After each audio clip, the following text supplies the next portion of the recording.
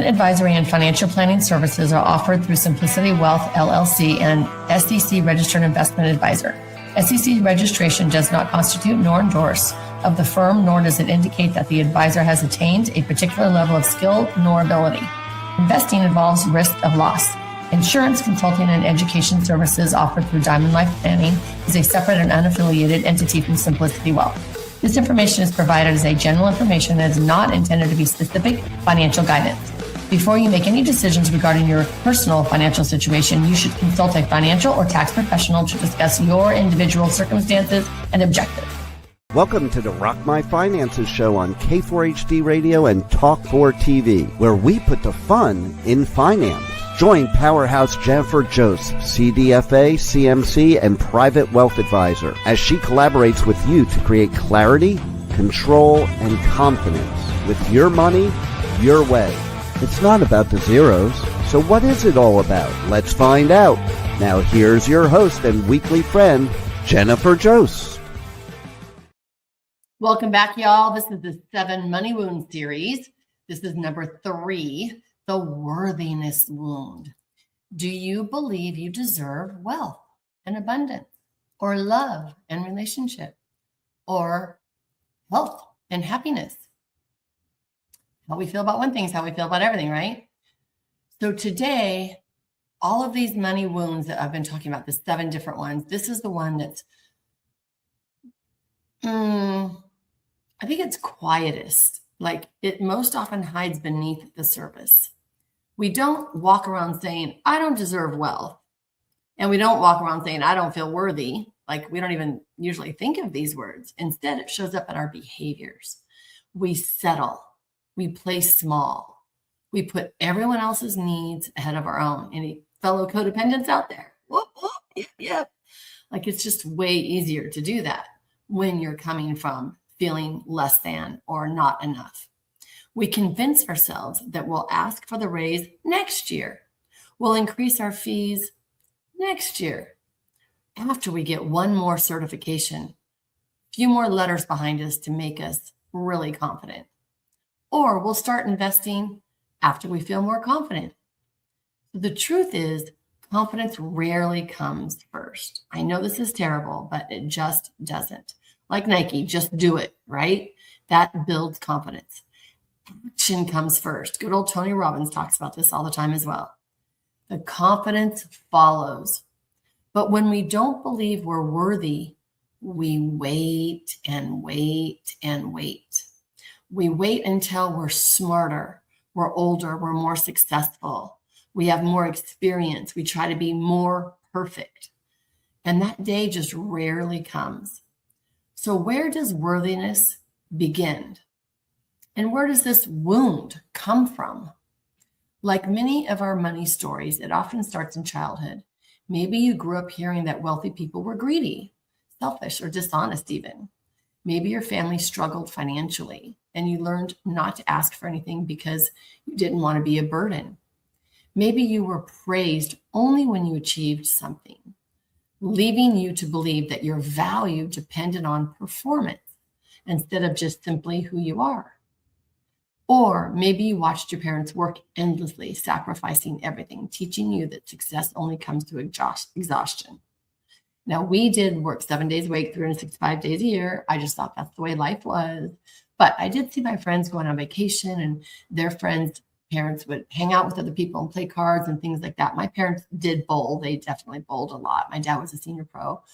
So I get that. But I definitely lived a different lifestyle than a lot of my friends. As children, we don't really question these messages that we're getting subliminally from our families, right? We absorb them. So over time, they become beliefs. And then those beliefs become decision-making beliefs. Without even realizing it, we begin telling ourselves stories like, I'm not qualified enough. I haven't been doing it long enough. Someone else deserves this opportunity more than I do. If I make too much money, people aren't going to like me. Or if I make too much money, I'm not going to be able to hang out with my friends because I'm going to have a different lifestyle. Good people shouldn't want to be wealthy. They should just be happy. Those stories quietly influence our financial choices for years. One of the biggest misconceptions is I hear that wanting financial success somehow is selfish. I hear this a lot, like making money is greedy. It's just not. Making money is fun. Let me just tell y'all, it's a freaking blast to have money. My daughter just got married in Iceland. Love her husband. They're amazing. Love his family. We had such a good time. We had 70 people come from the United States to Iceland. That costed money, y'all. Yes. Everybody came and took a nice vacation. The wedding was 4 or 5 days. And then a lot of us stayed for another 6 days, 7 days. Like, it was so much fun. Money is just a tool to enjoy this world and this life. So don't fall into that trap that making people with money are selfish, because it's not true at all. I've so experienced so much generosity. Money just simply gives us choices. It allows us to care for ourselves and our family and support causes that we believe in. If you have any volunteering out there or philanthropy out there, if there's something that you really believe in, it feels really good to give money to it. In fact, I'm also a life insurance salesperson, agent, whatever you want to call it. And I do a lot of people that instead of giving every single week to one of their charities, such as a church, they'll do a life insurance policy, pay for that. And now, upon their passing, their cause gets lots of money, way more than they could ever do with their weekly tithing. So there's a lot of ways to give financially when we don't have a lot. We can help families in need, people in need, create opportunities for others, and reduce unnecessary stress. I know that when someone is ill and there's doctors and all that kind of stuff, it can be very stressful. And to help somebody through something like that is wonderful. Money does not change who we are. It just doesn't. It's not going to change you. More often, it just magnifies who you already are. So if you're already great, compassionate, loving person, you're just going to be a bigger, greater, compassionate, loving person to be able to do more stuff.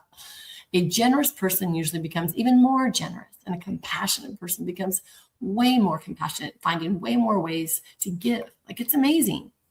Here's a question I ask my clients that often stops them in their tracks. If you truly believed you are worthy, what financial decision would you make today that would be different? Worthy to me means so much. It's mean there's plenty for everyone.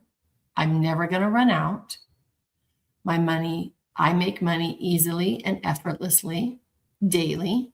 My money makes money while I sleep. When we feel worthy, we think very differently about money. So, what decision would you make differently today? Now, can I say that once you feel worthy, you're always going to be worthy? No, unfortunately, it doesn't work that way. I'm always on a roller coaster still. Now, my roller coaster is much better than it used to be. It was crazy with the loop-de-loops and everything. I don't have that so much anymore, but there's still ups and downs. And we have to remind ourselves that the universe has got my back. The universe has got my back. I'm okay. This is a dip. This is a slump. This is a whatever.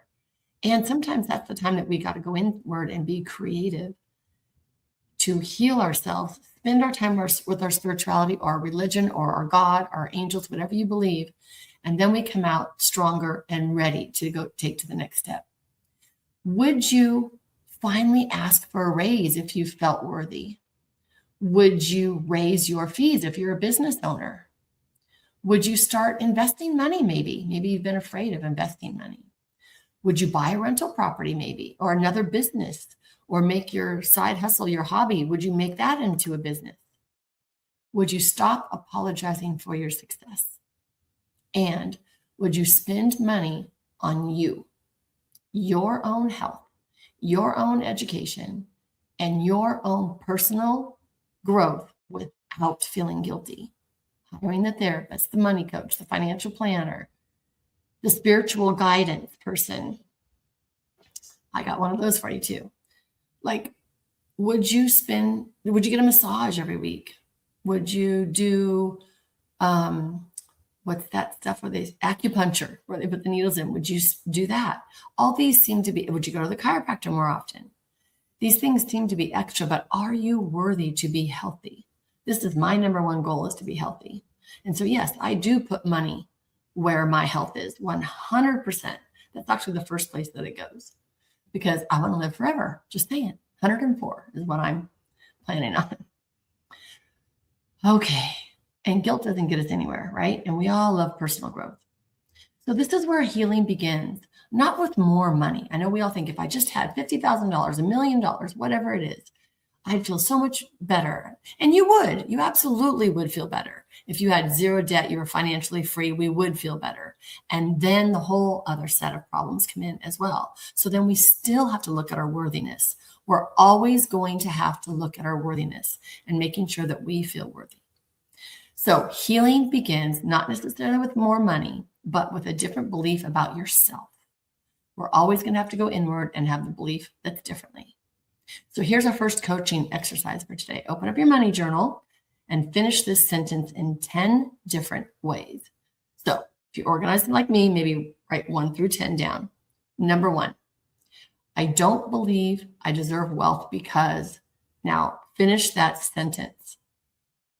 I don't believe I deserve wealth because, and then finish the sentence. So when I first found out that I didn't believe that I deserved wealth was when I felt like subconsciously I did not protect my children. So if you hear my other stories, you'll know that I suffered a tragedy. I lost my 2 kids like 33 years ago. And that was a subconscious that my coach helped me find, a thought that I had that I did not deserve to be wealthy because I did not protect my children. So that's what I would put there. And it took me forever to find that, just so you know, it just doesn't pop up to the surface because that was painful, right? And that brought up all the pain and I had to deal with all of that, and that was okay. And then I healed from that. And then it's an onion. It's just always there and coming back and forth, right? So don't filter what comes up. Just mind dump. Even if you don't want to be in 1 through 10, just mind dump.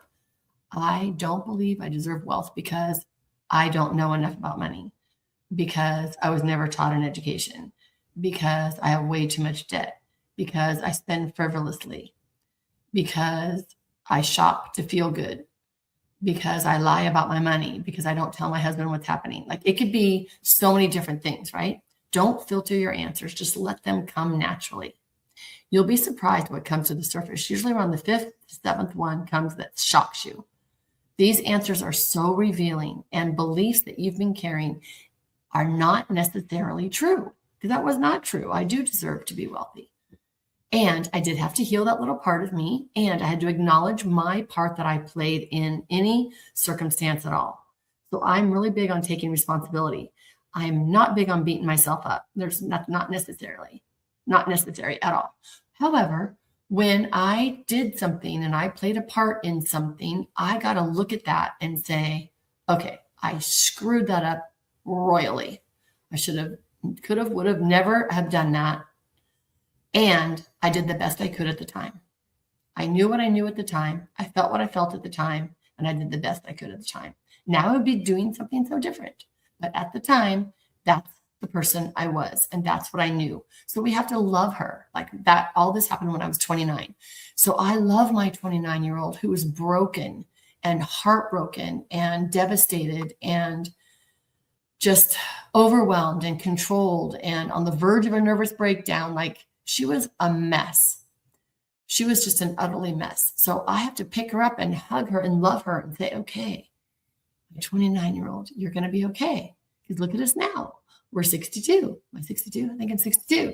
And here I am. I'm good. I'm all good. I'm happy. I'm joyous every day, right? So we sometimes have to go get our past person, bring them with us to heal this worthiness. Does that make sense? I hope that makes sense. I hope I'm not getting too woo-woo for you. Okay. Next, we're going to ask ourselves these 10 questions that we wrote down. If I don't believe I deserve wealth because, and then we have all these statements. Next ask ourselves, where did I learn this? So I don't believe I deserve wealth because I'm not smart enough. Okay, who told us that I'm not smart enough, right? Where did we hear that I'm not smart enough? Was that family members, high school, boyfriends, teachers, next door neighbors? Where did we hear that? Was it something someone said? Was it something that you just observed in your household? Maybe you felt bullied or criticized by your parents. Was it an experience that left you just feeling not good about money?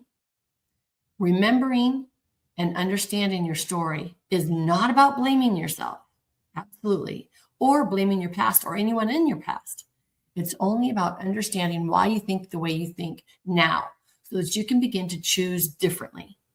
Your second exercise is to write a list of everything you've done and become today, that you've pursued, all your higher education, whatever it might be, the challenges that you've overcome, the people that you've helped. I love that. The skills that you've developed, and the obstacles that you've survived. So these are your skills and traits that are just amazing that you've done. I want to spend time on focusing on what we have accomplished and not what we have not accomplished, right? We are great at spending time at how we can be better, do better, all that. I want to spend time on what have you done, right? I got out of a really bad marriage. I saved my life. I now put that to good use by my training and education. I can now help someone else get out of that situation. I can also have more compassion for anyone because I've been at my depth, despair door, right? I've been at the bottom. So when we've been at the bottom, sorry y'all, but we're kind of badass. And I feel like we have a secret power here, because when we've been at the bottom, the deeper our bottom, the higher our joy. Yes, this is me. This is my thought, but the higher our joy is. So yes, definitely have been to despair, and I can find something so simple to be so happy about in just an instant. And it brings me to such joy. I love it. I love it. So we have a secret power there. We have a secret weapon there.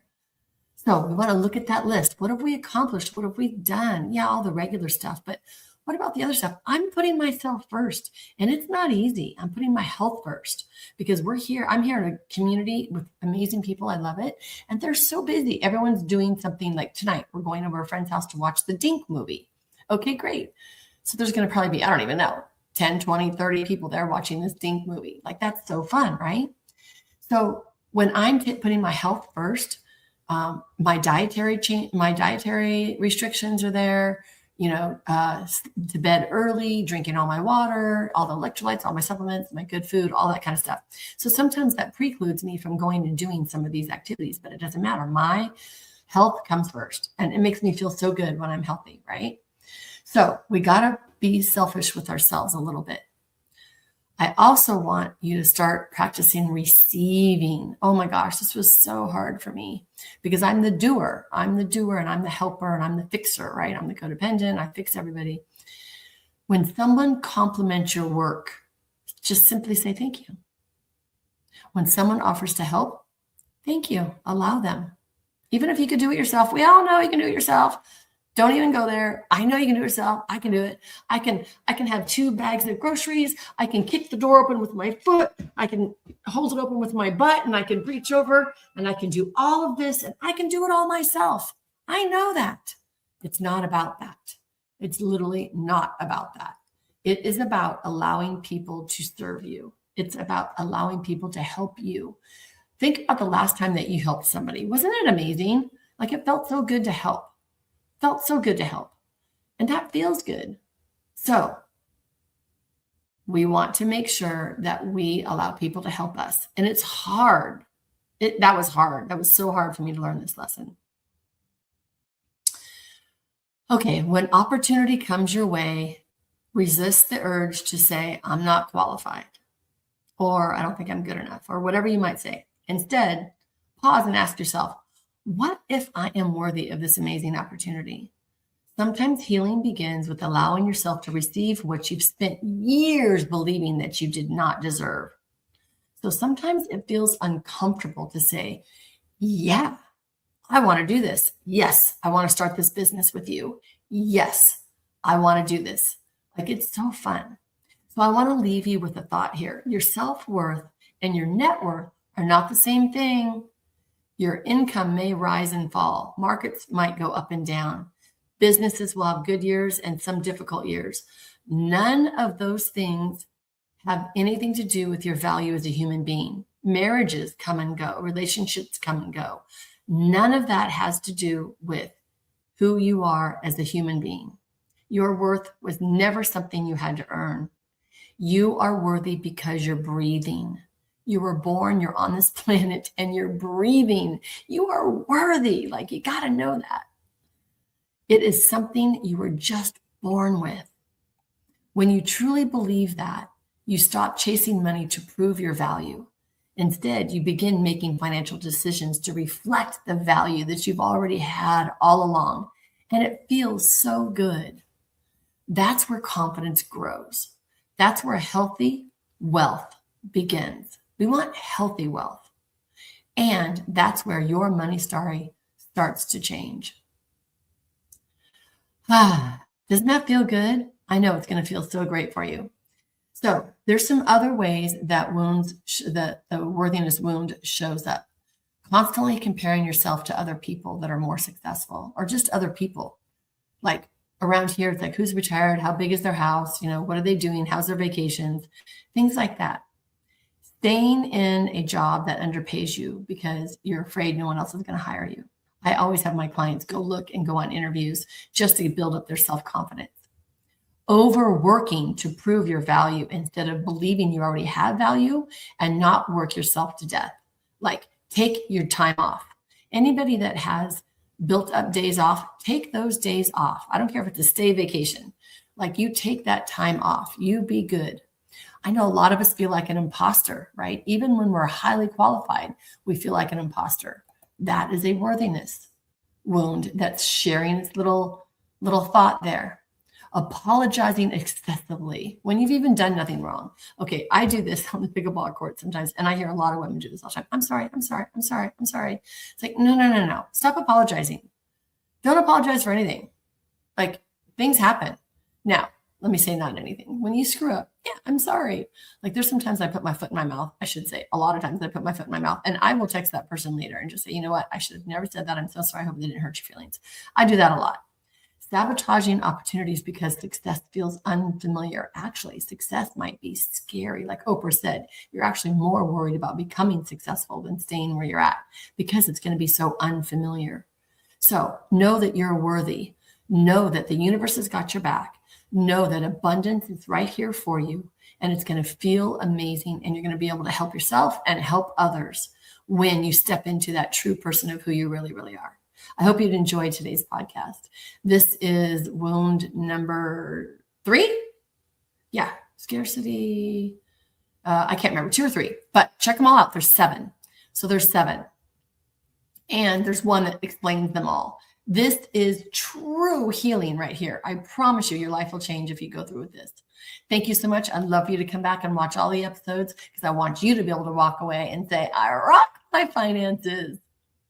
We appreciate you joining us today, and don't forget to subscribe to the Rock My Finances YouTube channel for more engagement and bonus content. Tell me, what is your money story? Let's find out with Jennifer right here on K4HD Radio and Talk4 TV. It's not about the zero, it's about the F word, feelings. Feelings Jennifer can't wait to explore with you next week. Until then, let's all say, I rock my finances.